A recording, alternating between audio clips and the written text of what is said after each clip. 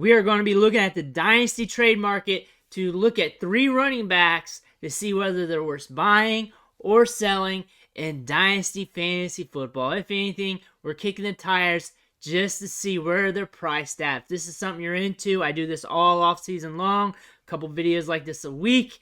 And if this helps you out, make sure you hit that subscribe button. The first running back today we're going to talk about is Travis Etienne. He's being drafted in startup ADP as the RB6, the 16th player off the board. Last season, he had 4 RB1 games, 4 RB2 games, and 10 double-digit PPR performances. He ran the 11th most routes among running backs and averaged 18.6 routes per game, rushed for 1,125 yards and 5 touchdowns. He also caught 35 balls for 316 yards.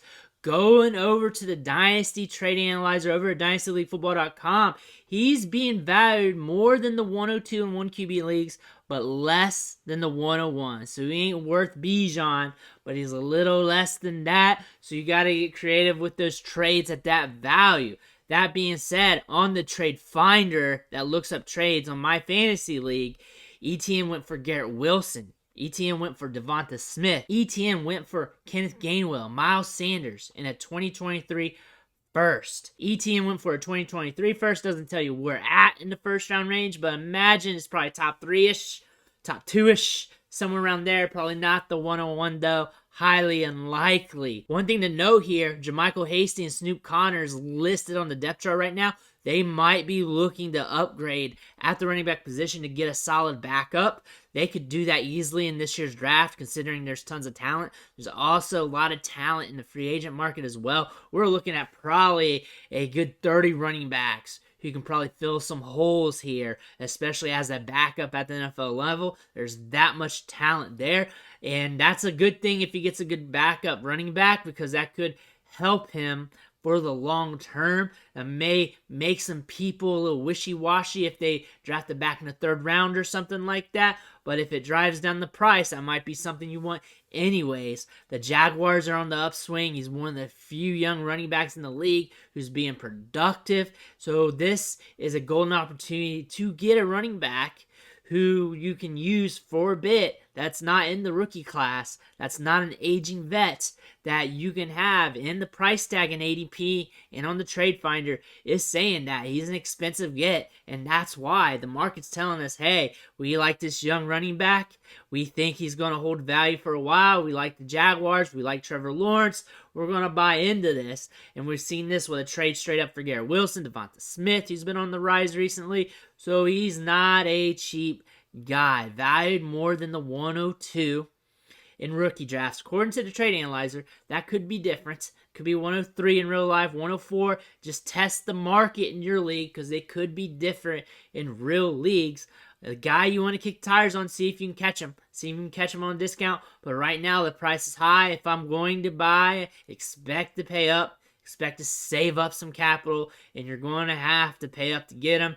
The best time to buy is if something happens during the season, or if some bad news rolls out during the NFL draft. If they draft another running back or sign another running back as a backup, and his manager gets cold feet, and you know what? Those are just trendy situations that you just gotta monitor. You gotta manage the tea leaves when that happens. The next running back is a little further down the board in ADP. He's got some value. He's getting a little older, but he can hold some dynasty value. We're talking about A.J. Dillon of the Green Bay Packers, being drafted as the 66th player off the board, as the RB19 in ADP for startup drafts. Turns 25 in May.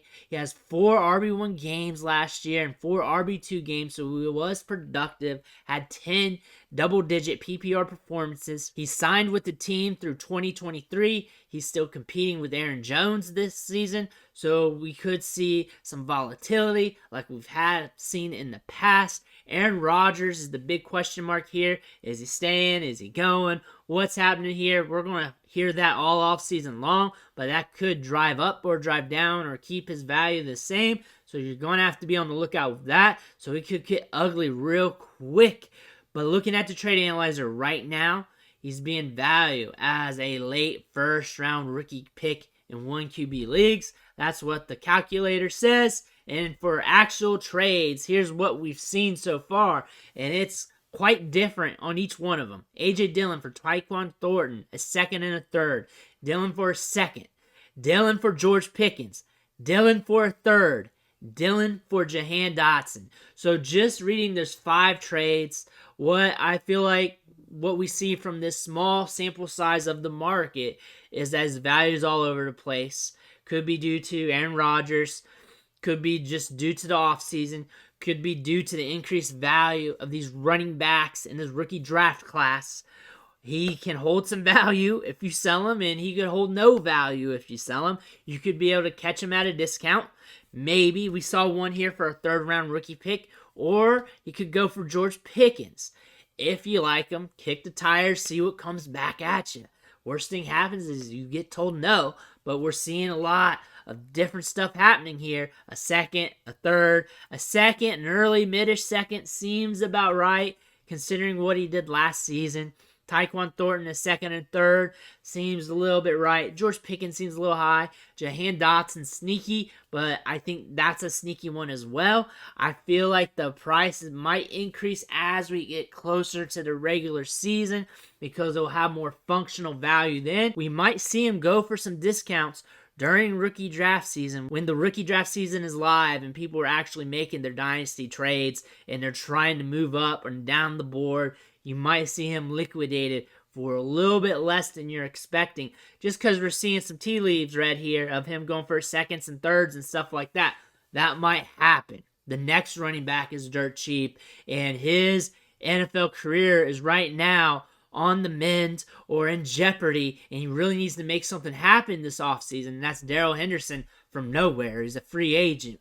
Had a cup of coffee with the Jaguars, but that was it. Got cut by the Rams, being valued as the 230th player off the board in startup drafts, the RB83. So he is left for dead in startup drafts right now. He's still 25 years old. He's a free agent. Had 3 RB2 weeks last season.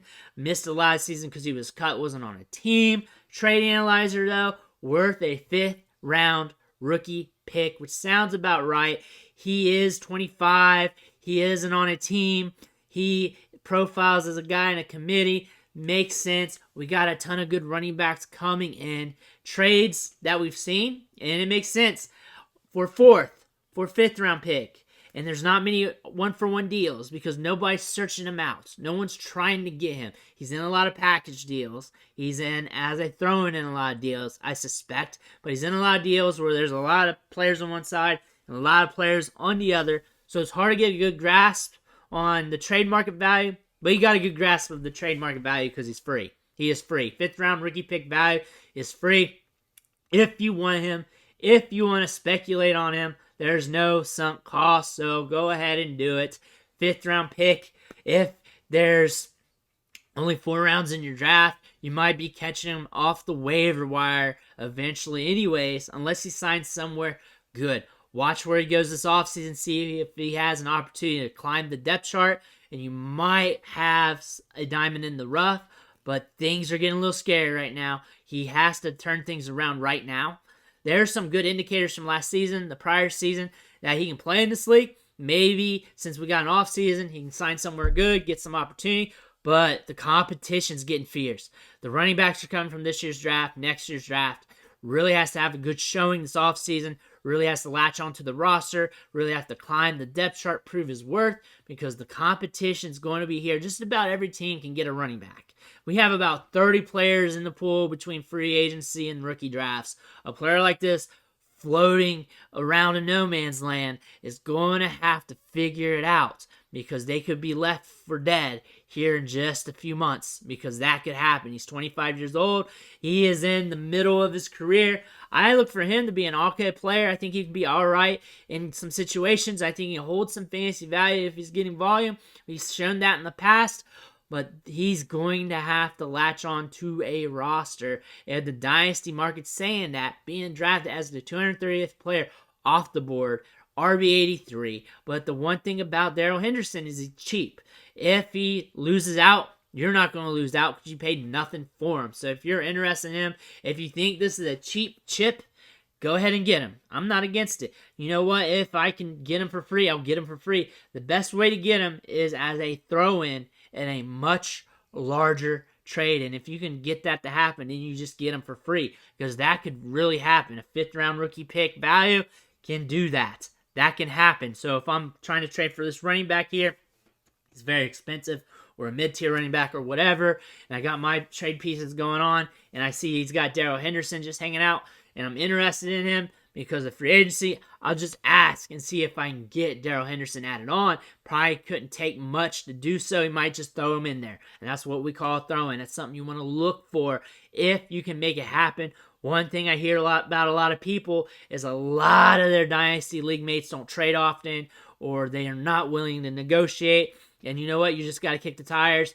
Maybe just annoy them a little bit. Maybe make them frustrated a little bit. Maybe just make them mad that they're getting offers. But make them pay the piper every once in a while. See what happens. Or join another league where they're trading a lot. I've been in leagues where they don't trade. I've been in leagues where they trade too much. I've been in leagues where it just gets crazy. And I've been everywhere. And I'll tell you what, it's all good. It's all good. But let me know in the comments below what running backs you want me to talk about in the next video. Make sure you hit that subscribe button on the way out. It's only going to help you build your Dynasty teams going forward. I want to thank you for watching. Catch you on the next video.